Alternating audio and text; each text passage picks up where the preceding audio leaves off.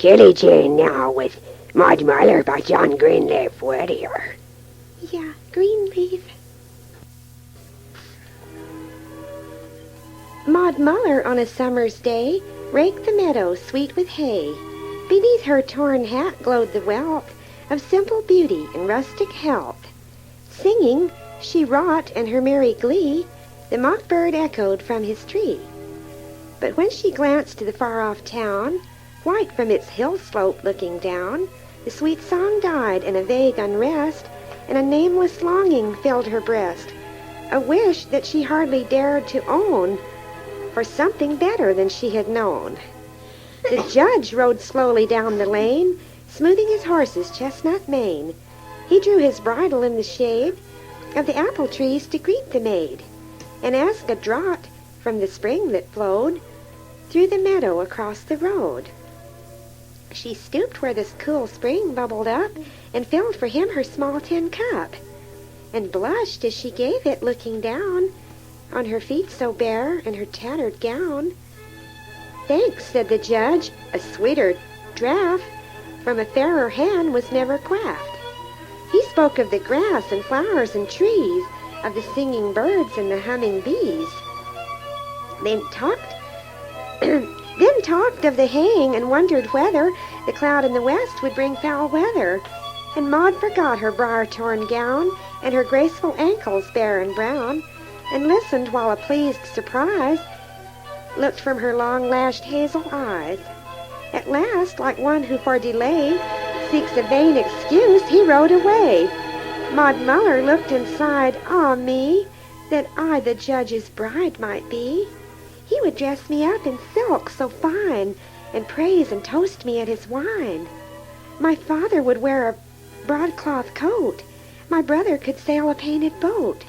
I'd dress my mother so grand and gay, and the baby should have a new toy each day.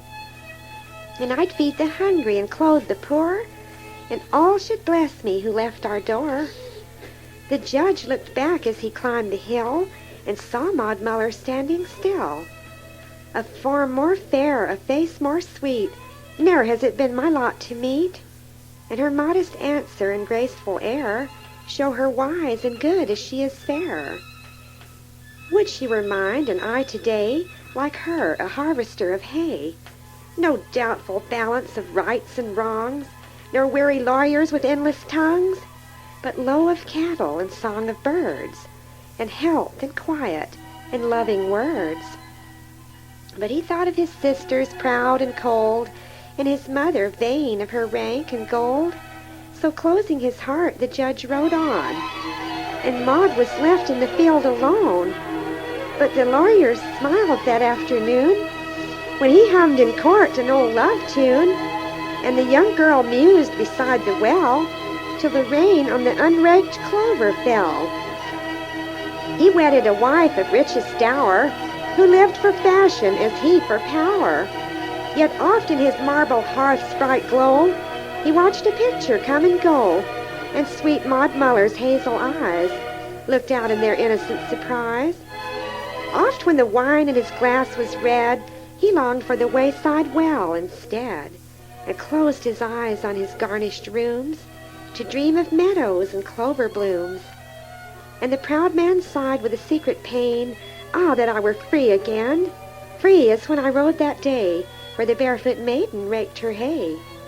She wedded a man unlearned and poor, and many children played round her door, but care and sorrow and wasting pain left their traces on heart and brain. And oft when the summer sun shone hot on the new-mown hay in the meadow lot, and she heard the little spring brook fall over the roadside through the wall, in the shade of the apple tree again she saw a rider draw his rein, and gazing down with timid grace, she felt his pleased eyes read her face. Sometimes her narrow kitchen walls stretched away into stately halls. The weary wheel to a spinnet turned, the tallow candle an astral burned. And for him who sat by the chimney lug, dozing and grumbling o'er pipe and mug, a manly form at her side she saw, and joy was duty and love was law. Then she took up her burden of life again, saying only it might have been. Alas for maiden, alas for judge, for rich repiner and household drudge. God pity them both and pity us all, who vainly the dreams of youth recall. For of all sad words of tongue or pen, the saddest are these, it might have been. Ah well, for us all some sweet hope lies, deeply buried from human eyes, and in the hereafter angels may roll the stone from its grave away.